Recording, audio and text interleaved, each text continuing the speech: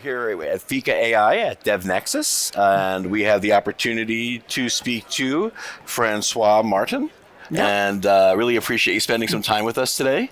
Yeah, you're welcome. And looking forward to learning a little bit about your journey and also some of the things you're working on today. I see that you've done a lot in the Java community over the last several years in lots of different capacities. International Software Testing Board, that's obviously an important role, but you're also doing speaking, you're an author, and other things in between. So as a senior software engineer, tell us a little bit about where you started your Java career, just to give us some perspective. What were you working on when you first entered the industry? So you mean when I started working with Java professionally? Correct. What was your catalyst, your starting point? Well, my starting point was kind of, I would say, when I was at university and learned Java, because it was kind of my first language. Okay. And actually, I ended up, a few years later, it was just like 2 years ago, I think, I was, being a lecturer at university, and I was teaching students how to code in Java as well. Oh, wow. So kind of it came full circle in a way, sure. in this way. But yeah, I started my first job at Karakun, the company that I'm still working at, which, has been a long time ago. But I remember I got into my first project, and it was a project where I was working with Spring Boot in the backend. Sure. And in the front end, we had like a React application. It was like a website that was like a search engine, but for chemicals. It was also rebranded now, but it was a really interesting project to get into, I would say, because I already knew about using Spring Boot before, because I learned it at university and so on, and I already really liked using it and knew a bit about it. But of course, as soon as you put it into practice, you learn it much more deeply. Yes. And I really had great seniors that were helping me grow as well. So one of the questions I've been asking people here at DevNexus, because Java being around for 30 years, there's a lot of great contributors, and people have done so many different so many different roles in the ecosystem. I guess, how did you take your professional day-to-day Java engineering experience? What sparked you to start, hey, I'm going to be an author? Or what was it that brought you into the community to try and work on different components of the ecosystem, and really got yourself out there? Because I think a lot of people have a desire to do that, but maybe they just don't have that launch pad. What was your launch pad into all of this?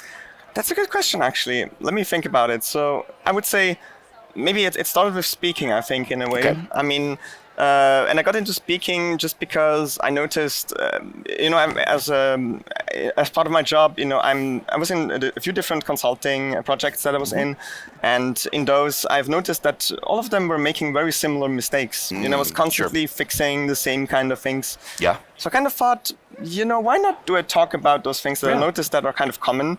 Because, if I notice like 2-3 companies are doing the same mistakes, maybe some others are doing the same, right? And it turned out to be the case. I mean, initially I'm talking to people and see like, is this an issue just that we have here, or do we feel like, this is an issue I noticed as well? And this is something I noticed quite a lot of times before, and where they were just telling me, no, totally, I see this issue all the time. Sure. And then it's usually for me like a sign, this would make a great topic for a talk. And then I turn it into a talk first, and then in the end, if I notice this is something that is a problem that really, a lot of people have, and maybe you could, solve in a different way, like, not something that you only have in a talk form, which is, more the audio aspect, but some people prefer to read things. Right. So there I kind of thought, like, for example, I wrote an ebook on flaky tests. Okay. And there I thought, Brian Demers and I, we were giving a talk today, for example, about flaky tests, and also we gave it like a year ago. And we noticed this is really like a topic that has a lot of interest is attached to it. And a lot of people are fighting with it too. I mean, we noticed this in our session too today. Really, we had everyone, said, they had fighted with flaky tests all the time. And even with Spring Boot, for example, if we look at their dashboard, we can see I think they had like 40 flaky tests as of yesterday or something like that. So yeah, that's really a lot. And this kind of shows how universal this problem is. Sure. And I kind of thought it would make sense to write an ebook about this, because then people can have it like as a quick reference. Sure. So it's kind of useful to get back to. You don't need to look through the talk again and see like at which point was it and so on. I mean, the slides do help for sure. Sure. But I mean, still, there are things that you can write in text form that, it doesn't fit into a slide, or also there are things that are elaborated on in more detail, for example, like how do you configure the different things that we mentioned in the talk in more detail. Right. And these are things that, you can do much better in a book than in a talk. Absolutely. Right? One of the things that's really critical, and I think you hit on it here, is the idea that people consume and learn differently. Right. So you're really looking to appeal to a wide audience with different learning styles with more of a common problem. And you know what I found also interesting with what you said too? You were learning that a lot of people had the same issues. Yeah. I find that a lot of developers, whether it's Java or other technologies, they don't necessarily want to go out and talk about some of the stuff that they think is boring day to day because they think that everybody knows it.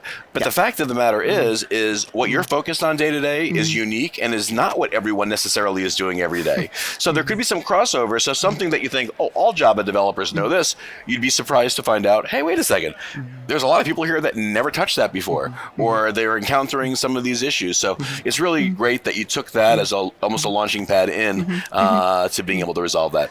Yeah. So, all the, obviously, at DevNexus, 30 years of Java, one thing that's very clear is that, AI has really, become important in terms of understanding how that's going to fit into the Java ecosystem. What's your perspective from both a professional and even from a community standpoint, based on the communities that you're part of, on the future of AI? Where does it sit today, and where are we going to be 12 months from now, from your perspective? Because right now I see a lot of buzz, I see a lot of noise. And while there definitely are items coming up more and more that are in production and doing well, there's still a lot to learn. So from your perspective, what are your thoughts on that? So I feel like it will definitely change things, and it definitely has already changed things. Sure. I feel like probably what I would kind of wish, at least, that it would go into this direction more in the next 12 months would be it being more something that becomes more accessible in a way also to companies that are more strict on the restrictions that they have in terms of data protection and so on. Sure. I noticed, especially in Switzerland, where I'm from, we have a lot more problems because people are very conscious about their data. Yeah, and a lot like of GDPR and those types of things. Yeah, we don't quite have the GDPR. We have something similar. Okay. Yes. Yeah, I mean, since it's not in the EU, but small detail. Yes. But yeah, but still, a lot of people, they don't want to host their data anywhere but, in Switzerland and so on. And they are kind of conscious about that. And a lot of companies, they don't allow you to use AI, actually. Okay. Well, I mean, technically, if you, anonymize everything and you just talk about like general examples or chat to it in this way, I mean, it's like a gray area, I would say, right?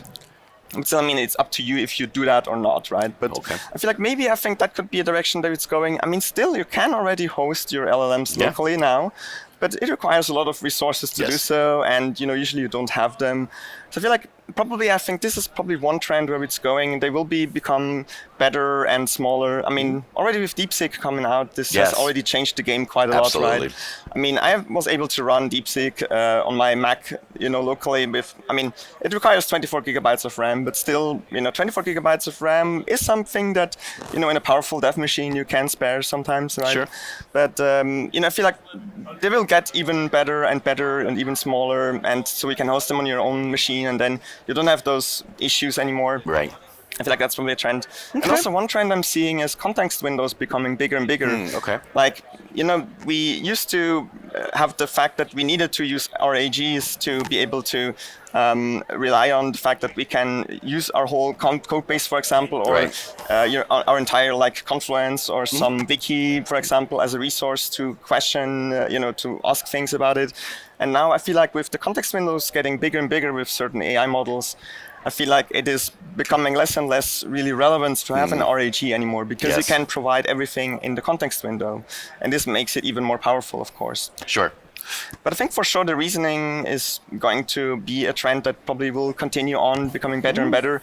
And I think that for sure will be a movement, and also those agentic capabilities. Are Yes, also, that's I hear a lot of talk about that right now, about how how the agent's going to retrieve that data and bring it back to the user real time, and it's great. And when the percentages of the people and customers that they're going to be able to help out of the gates is going to be high, but at the same time, you still no company wants to lose any customers.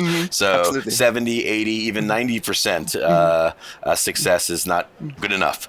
So it'll be interesting to see how it all pans out. But I want to thank you for taking the time to speak with us today, and really enjoyed it. You're welcome. Thanks a lot for having me here. I also really enjoyed the interview. Pleasure. Take care. Thanks so much. All right. Awesome. Go have lunch. Thank you.